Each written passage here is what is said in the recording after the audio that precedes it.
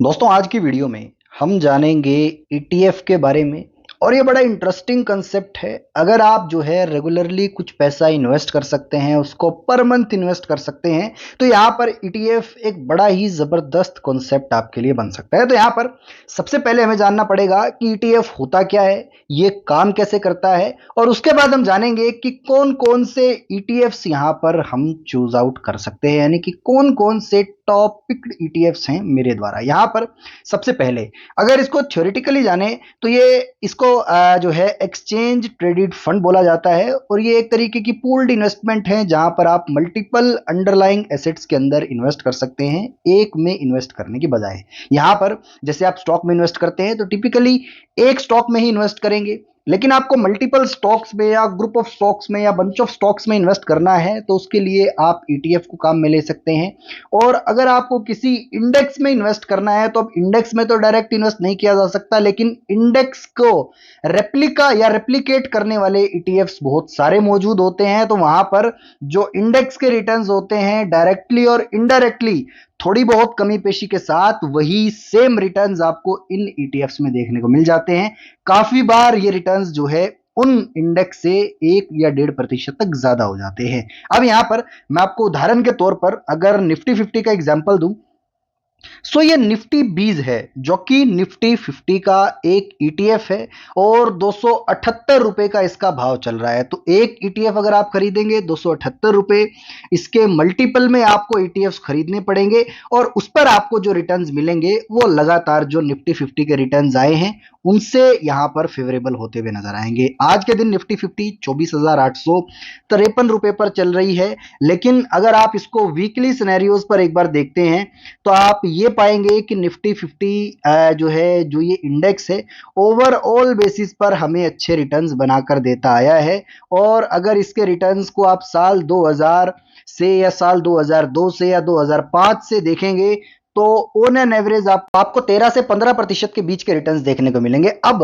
13 से 15% के जो रिटर्न्स होते हैं वो पहली बात एफडी से लगभग लगभग 2.5 गुना ज्यादा रिटर्न्स होते हैं, और इनको किसी भी कीमत में कम रिटर्न्स नहीं माना जा सकता। जो सिक्योर्ड इन्वेस्टर्स होते हैं वो अगर अपने फंड पर 15% साल का जनरेट कर लेते हैं तो एक बहुत बड़ी बात ये मानी जाती है।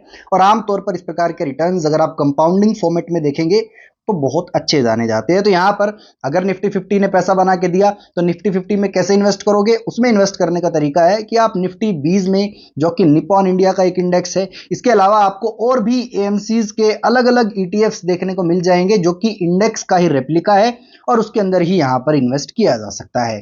अब यहां पर मैं आपको एक और उदाहरण के तहत इसे जो है रिटर्न्स कैलकुलेटर में एक बार मैं आपको बता के दिखाता हूं।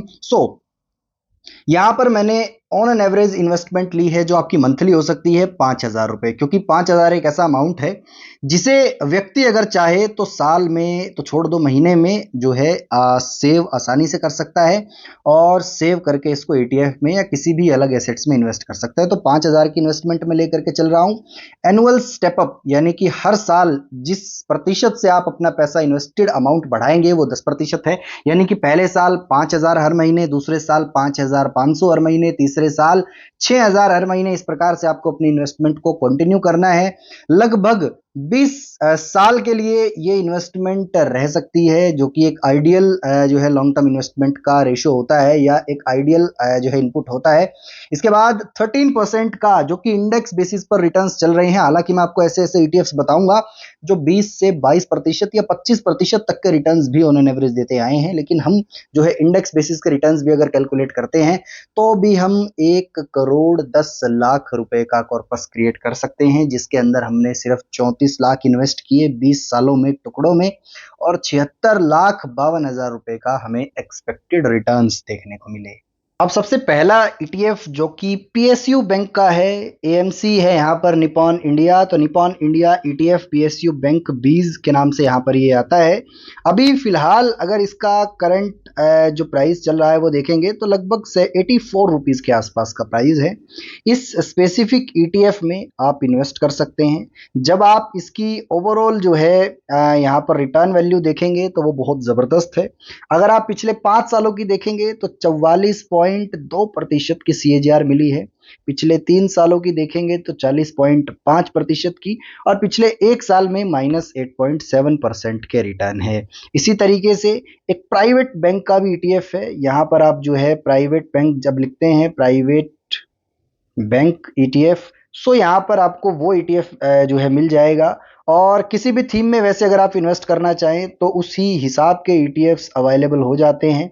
लेकिन ये भी यहाँ पर सेम प्राइवेट बैंक्स का निपॉन इंडिया का ETF है, जो कि 567 रुपीज का आज के दिन चल रहा है। यानी कि कोई भी सेक्टर अगर आपको अंडरवैल्यूड लगता है तो आप उस सेक्टर में इन्वेस्ट करने के बजाय अगर उसके ETF में इन्वेस्ट करते हैं तो यहाँ पर आपको सेक्टर के top rated bunch of stocks या बंच ऑफ लिस्टेड एंटिटीज का ग्रुप देखने को मिल जाएगा, जिसमें आप एक साथ इन्वेस्ट करके फायदा उठा सकते हैं। तो ये ETF की खासियत होती है। अब यहाँ पर कौन कौन से प्लेयर्स इस ETF में शामिल हैं? HDFC बैंक है, ICICI है, एक्सिस है, स्टेट बैंक ऑफ इंडिया है, कोटक महिंद्रा बैंक है, इंडसइंड बैंक है, फेडरल बैंक है, बैंक ऑफ बड़ौदा है। इसी के साथ यहाँ पर आपको कुछ और ETFs भी इसमें देखने को मिल जाएंगे। सो अगेन जब आप इसके रिटर्न्स देखने की एक बार कोशिश करेंगे तो वो काफी आउटस्टैंडिंग है, जिसमें पिछले 5 सालों से, अब पिछले 5 सालों में जाहिर सी बात है कि PSU बैंक्स ने परफॉर्म किया है तो उसके रिटर्न ज्यादा होंगे, लेकिन उससे पहले उन्होंने परफॉर्म नहीं किया। उससे पहले हमेशा से प्राइवेट सेक्टर बैंक्स परफॉर्म करते हैं। सो ऑल टाइम रिटर्न्स में प्राइवेट सेक्टर बैंक्स आगे हैं। तो यहाँ पर लास्ट 5 ईयर्स में 26% के रिटर्न, लास्ट 3 ईयर्स में 18% के, लास्ट 1 ईयर में 13% के इंटरेस्ट। इसी के साथ आप अलग अलग ETFs यहाँ पर चेकआउट कर सकते हैं। फॉर एग्जाम्पल डिफेंस सेक्टर के ETFs आपको देखने को मिल जाएंगे, रेलवे सेक्टर के ETFs आपको देखने को मिल जाएंगे। इसी के साथ स्मॉल कैप इंडेक्सेस पर बेस्ड ETFs देखने को मिल जाएंगे, मिड कैप इंडेक्स जो कि निफ्टी के हैं उस पर बेस्ड आपको जो है ETFs देखने को मिल जाएंगे।